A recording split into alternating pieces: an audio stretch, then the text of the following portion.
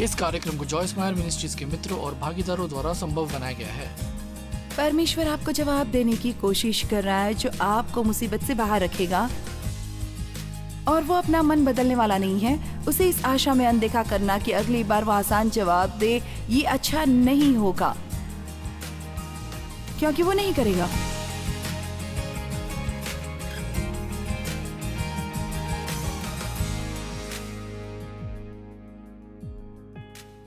आप में से कितने जो परमेश्वर के प्रति एक पूर्ण मन चाहते हैं?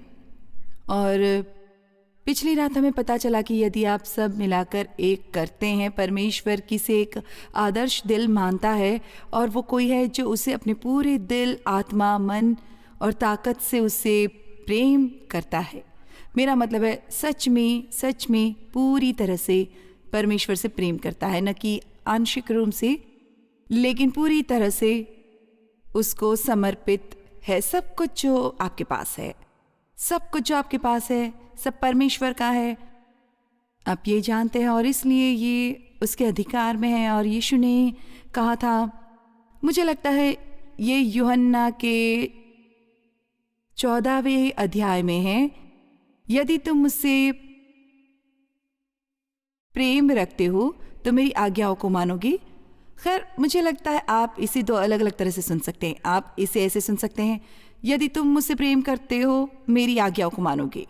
मुझे लगता है कि ये ज़्यादा एक वादा है कि यदि तुम सच में मुझसे प्रेम करते हो तो आज्ञाकारिता उस प्रेम का फल होगा। ये उन चीज़ों को एक ढेर नहीं है जो आपको लगता है कि इन्हें करने के लिए आप संघर्ष करते हैं। आपको ये एहसास होने वाला है कि सिर्फ इसलिए कि आप परमेश्वर से प्रेम करते हैं, आप वो करना चाहते हैं जो वो चाहता है। अब हमारा हमेशा एक और पक्ष होता है जो किसी भी चीज़ के खिलाफ लड़ना चाहता है। बाइबल में लिखा है कि हम पाप के लिए मर चुके हैं, लेकिन ये नहीं लिखा कि पाप मर गया है। इसलिए जब तक हम इस धरती पर हैं, हमें पाप करने की आजमाइश से निपटना होगा।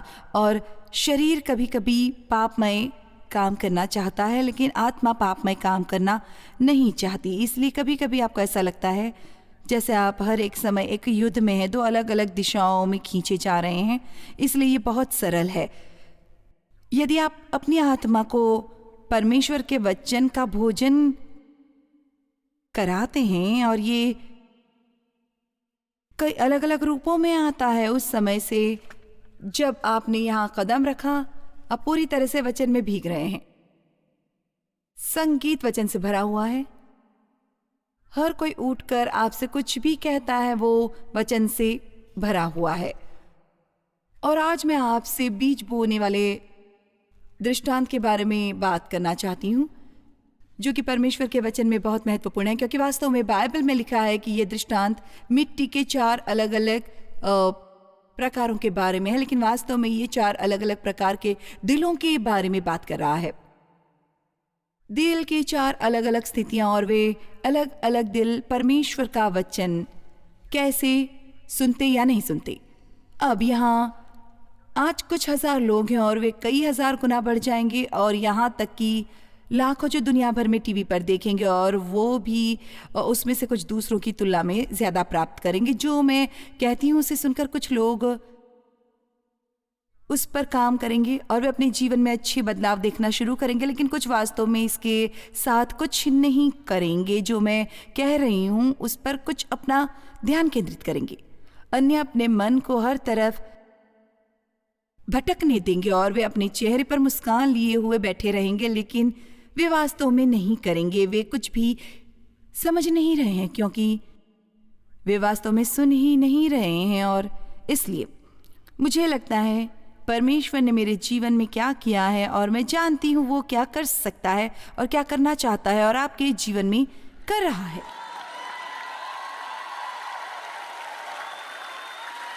और मैं इतना चाहती हूँ कि आपके पास अच्छा जीवन हो, जिसके लिए यीशु मरा कि आप पाएं। और अभी एक ही बात इसे आपके लिए संभव बनाने वाली है। जो मैं कहने जा रही हूँ उसे सुनी, वचन को जाने, और आप जो कुछ सुनते हैं उस पर काम करें। इसे सुनना और न करना एकदम बेकार है। सिर्फ एक बात, यदि आप बस बहुत सी चीज़ें जानते हैं लेकिन उन पर काम नहीं करते, तो अक्सर आप गर्व करते हैं कि आप सब कुछ जानते हैं और हर किसी को बताना चाहते हैं कि क्या करना चाहिए। लेकिन यदि आप स्वयं ये नहीं कर रहे हैं तो इससे आपका जीवन बदलने वाला नहीं है।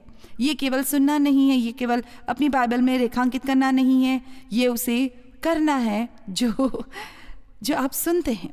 और इसलिए इसका उद्देश्य कुछ ऐसा होता है कि या प्रोत्साहित किया जाए कि आप जानते हैं मैं वो कर रहा हूँ या मुझे उस क्षेत्र में और ऊपर आने की ज़रूरत है। मुझे खुशी है कि मैंने आज ये सुना क्योंकि मुझे वास्तव में उस क्षेत्र में आपकी मदद चाहिए। प्रभु, कभी भी चर्च जाने की जहमत न करें यदि आप ऐसा कुछ सीखने के इरादे से नहीं चाहते जो आपको आपके दैनिक जीवन में बढ़ने और मसीह जैसा बनने में मदद करेगा।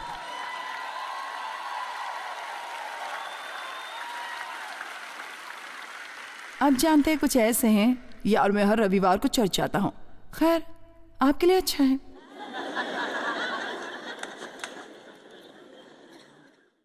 लेकिन पास्टर ने जो कहा था कि अगले दिन आप वो याद कर सकते हैं। मुझे उम्मीद है कि कल जब कोई कहता है जॉयस ने किस पर सिखाया था, आप उनसे न केवल ये कह सकते, मुझे नहीं पता लेकिन वास्तव में वो, और इस दृष्टांत के बारे में दिलचस्प बात है कि यीशु ने अपने चेलों से कहा, यदि तुम ये दृष्टांत नहीं समझते फिर और सब दृष्टांतों को क्यों कर समझोगे। वाह वाह, क्या बयान है। यदि तुम इस दृष्टांत को नहीं समझते तो फिर तुम किसी भी दृष्टांत को नहीं समझोगे। और फिर मरकुस 4:24 में वो ये भी कहता है, और इसे सुनना बहुत महत्वपूर्ण है, जिस नाप विचार और अध्ययन का से तुम देते हो सच्चाई जो सुनते हो, ये नाप है पुण्य और ज्ञान का, और इसी से तुम्हारे लिए भी नापा जाएगा। मुझे इसे फिर से दोहराने दे। ये नाप विचार और अध्ययन का है। विचार और अध्ययन, विचार और अध्ययन जो तुम देते हो उस सच्चाई को जो सुनते हो, वो नाप है। वो नाप है पुण्य का, जो शक्ति का दूसरा नाम है, और ज्ञान जो तुम्हारे पास वापस आएगा। अब खैर, आपका समय अच्छा बीत सकता है लेकिन मैं चाहती हूं आप समय अच्छे से कहीं ज्यादा। मैं नहीं चाहती कि आपको कभी अफसोस हो कि आपने इस समय का निवेश किया। मैं नहीं चाहती कि अब से 1 साल के बाद आप याद करें 1 साल पहले जब मैं उस सम्मेलन में गया था, जो मेरे जीवन में कुछ बदलाव हुआ था। मुझे एक अच्छी कहानी सुनाई गई थी, उस महिला ने स्वयं मुझे ये सुनाई थी और मुझे लगता है ये एक बहुत ही अच्छी कहानी है। मैं थोड़ा समय लेकर इसे सुनाने वाली हूँ। बहुत साल पहले वो मेरे सम्मेलनों में से एक में थी। उस विशेष सम्मेलन में हम भोजन परोस रहे थे और इसलिए लोग गोलाकार मेज़ों पर बैठे थे, शायद लगभग 8 से 10, और इसलिए वो महिला आई, उसके साथ दुर्व्यवहार किया गया था, उसके जीवन में सब तरह की समस्याएं थी। और सम्मेलन के अंत में वो मेरे पास आई और उसने कहा, खैर इस सप्ताह मुझे पता चला मेरी किसी भी समस्या पर मेरी जीत क्यों नहीं होती।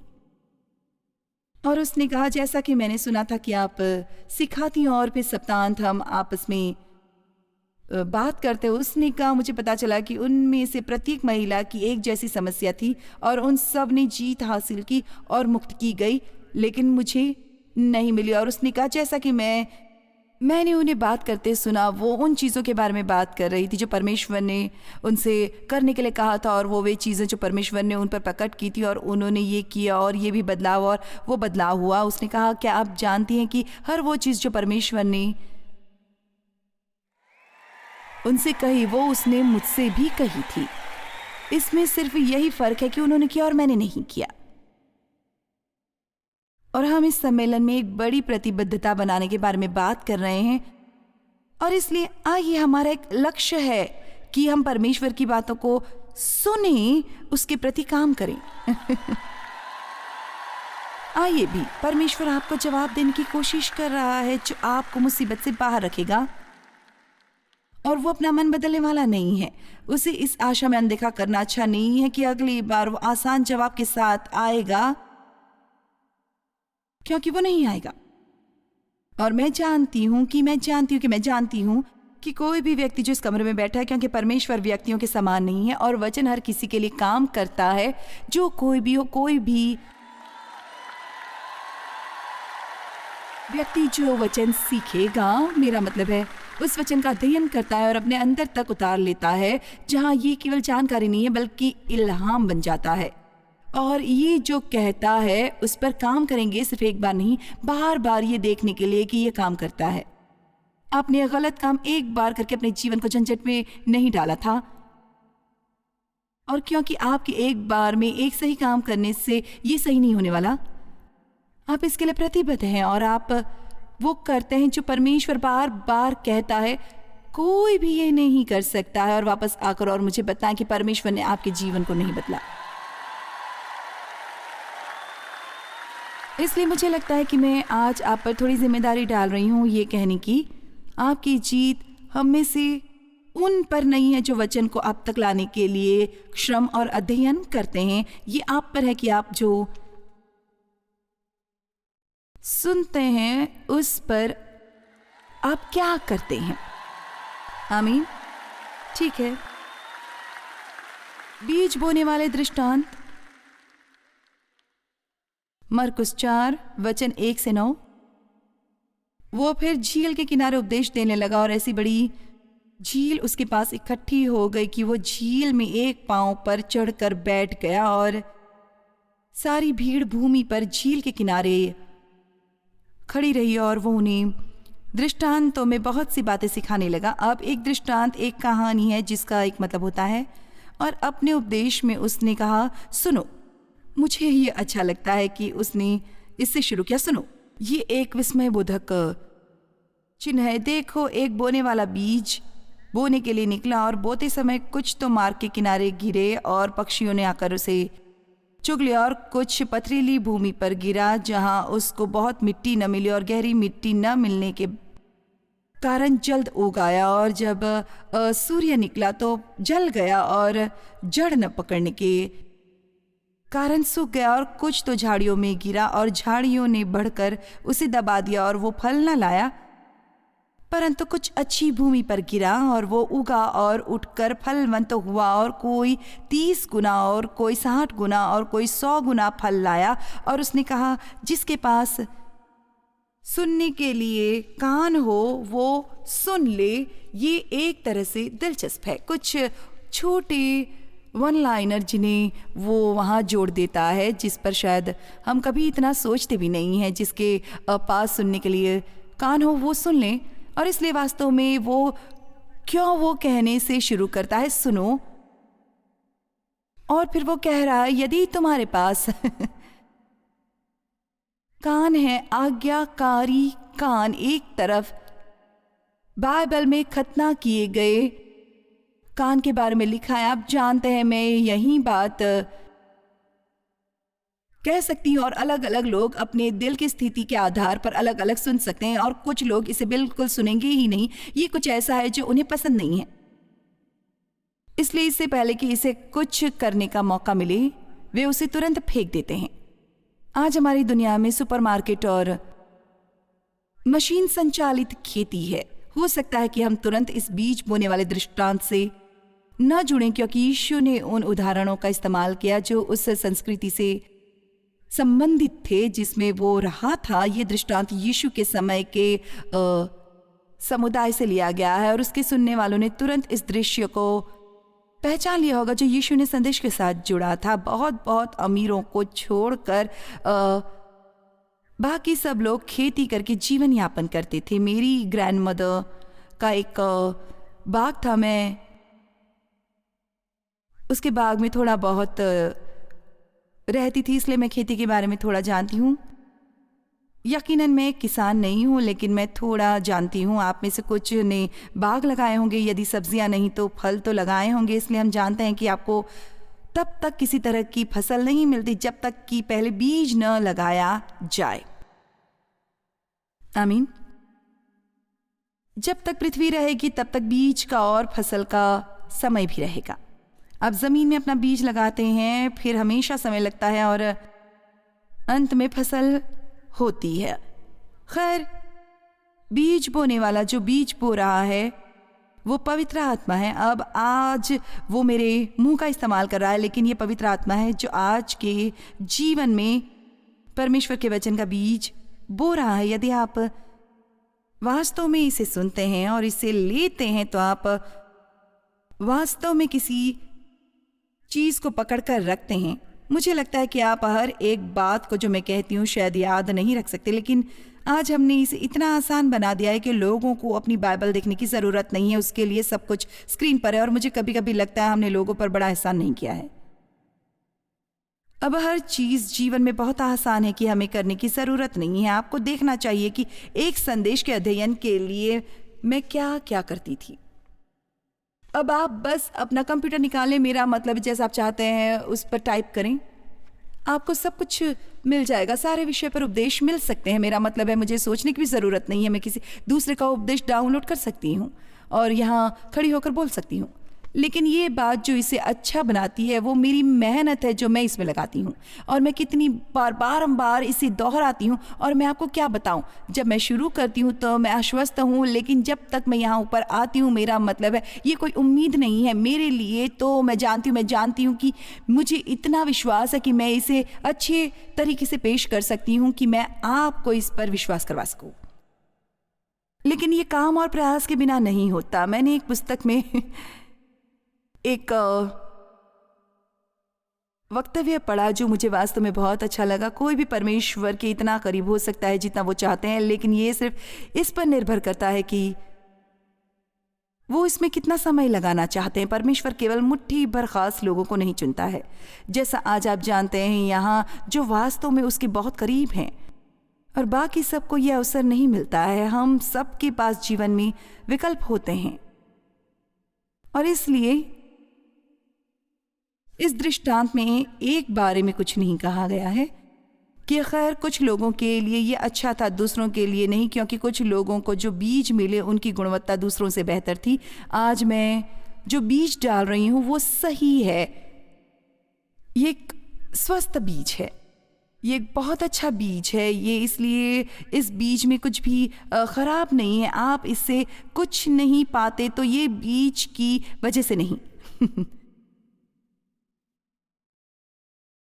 यह आपके दिल की स्थिति है और आप कैसे सुनते हैं। 4 प्रकार की मिट्टी है, 4 प्रकार के दिल हैं। पहली थी सख्त मिट्टी। ये इतनी सख्त थी कि जब बीज बोने वाले ने संभवतः उसने जैसे अपने गले के गिर्द एक थैला लटका रखा था जो बीज से भरा हुआ था, और वो बस ऐसे ही यहाँ वहाँ फेंक रहा था। और ये वास्तव में इसी तरह है जैसा कि मैं आज कर रही हूँ। मैं सिर्फ ऐसे ही वहाँ बाहर फेंक रही हूँ, और ये सोचना रोमांचक है कि हम यहाँ ओहियो में एक कमरे में कुछ 1000 लोगों के साथ हैं, लेकिन ये संदेश रिकॉर्ड किया जा रहा है। पूरी दुनिया में अलग अलग 100 भाषाओं में जाएगा, 100 भाषाओं में जाएगा। कुछ लोग अपनी टीवी पर देखेंगे और कहेंगे ओ हाँ, उन बाइबल थंपर्स में से एक, और सिर्फ इसलिए क्योंकि उनको दिल की समस्या है। उनका अपना एक नज़रिया है। कुछ लोगों का मेरे जैसे लोगों के खिलाफ एक नज़रिया है, और वे जानते भी नहीं है कि उनका ये नज़रिया क्यों है। यह अद्भुत है कि हम जिन चीज़ों पर विश्वास करते हैं और जानते भी नहीं कि हम क्यों विश्वास करते हैं। वो किसी ने कहा था कि एक बार तो हमने कहा था ठीक है, कुछ बीज सूखी पथरीली मिट्टी पर गिरा, कुछ कांटों के बीच में गिरा, बाकी का अच्छी मिट्टी पर। उसने भीड़ को बिल्कुल उसी क्षण कोई और स्पष्टीकरण नहीं दिया, लेकिन बाद में यीशु अपने शिष्यों को एक तरह ले गए और उसने उनसे कहा, यदि तुम इस दृष्टांत को नहीं समझ सकते तो फिर तुम किसी भी दृष्टांत को समझने में सक्षम नहीं होगे। और ईमानदारी से मैंने वास्तव में कभी भी इस बारे में इतना नहीं सोचा था जैसा कि मैंने तब किया जब मैं इसके लिए तैयार कर रही थी। और मैंने सोचा, आप जानते हैं ये वास्तव में महत्वपूर्ण है। वो कह रहा है, देखो, यदि तुम इसे नहीं समझते तो तुम किसी भी दृष्टांत को समझने वाले नहीं हो। तो मुझे इसका विश्लेषण करने की कोशिश करने की जरूरत है कि यीशु ने ये क्यों कहा। सबसे पहले लोगों को समझ में नहीं आया कि यीशु क्यों आया था। उन्हें समझ नहीं आया। वो एक क्रांति लाने के लिए आया था, और क्रांति का मतलब एक प्रकार से ऐसा है कि जब चीज़ें उलट पुलट ऊपर नीचे हो जाती हैं और कोई आता है और इस तरह के काम करता है जो पहले कभी किसी ने नहीं देखे, और ये बड़ा बदलाव लाने वाला होता है। वो जिस तरह की क्रांति ला रहा था, लोगों ने उसे गलत समझा। वो चाहते थे, अब सुनो, वे चाहते थे और उम्मीद करते थे कि वो अन्यायपूर्ण सरकार के खिलाफ उठे और खुद के लिए एक सांसारिक सिंहासन स्थापित करके दुनिया पर राज करे। उसके चेलों को वास्तव में लगता था कि वो कहीं एक सिंहासन और सब कुछ सही करने वाला था। यीशु ने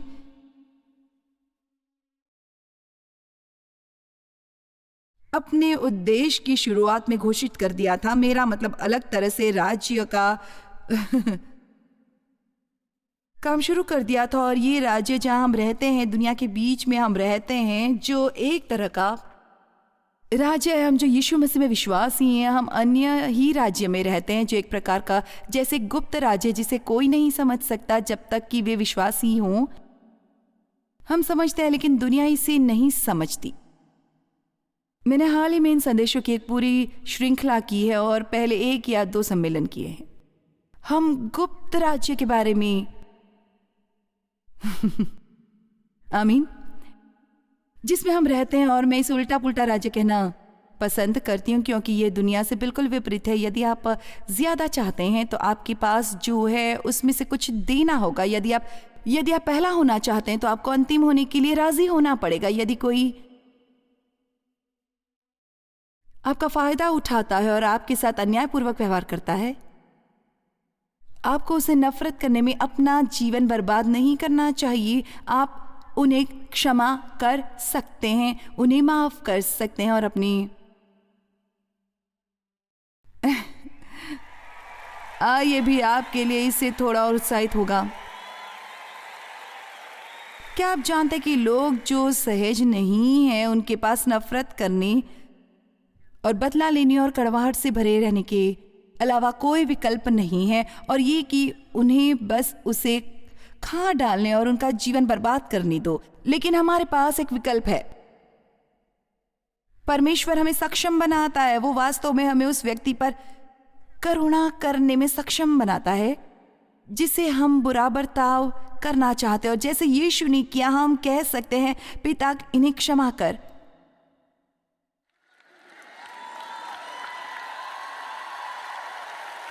वो नहीं जानते वो क्या कर रहे हैं।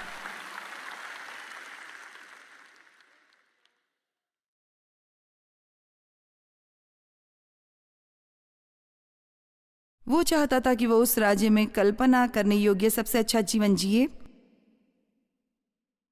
गुप्त राज्य, पूरा राज्य एक बात पर आधारित है, परमेश्वर के वचन को सुनना, समझना और उस पर काम करना जितना जल्दी हो सके।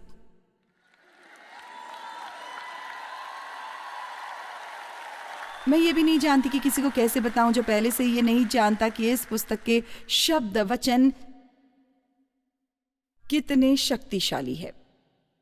मेरा मतलब है, आज माइक यहाँ कुछ खूबसूरत अमीश महिलाओं की जो यहाँ हैं गवाही मेरे पास साझा कर रहा था, और उनमें से एक ने कहा कि मेरी ही तरह उसके साथ दुर्व्यवहार किया गया था, और उस पुरुष प्रधान समाज के लिए ये बहुत कम है, और वो मदद की तलाश में थी। और वो एक पब्लिक लाइब्रेरी में गई जहां उसे मेरी बहुत सी पुस्तकें मिली। मुझे लगता है बैटलफील्ड ऑफ माइंड मिली थी, और उसका जीवन पूरी तरह से बदल गया, और अब वो सिखा रही है दूसरों को। और ऐसा नहीं है कि ये मेरी किताब है, इसका उससे कुछ लेना देना नहीं है। ये परमेश्वर का वचन है। कैसे परमेश्वर का वचन इतना शक्तिशाली है।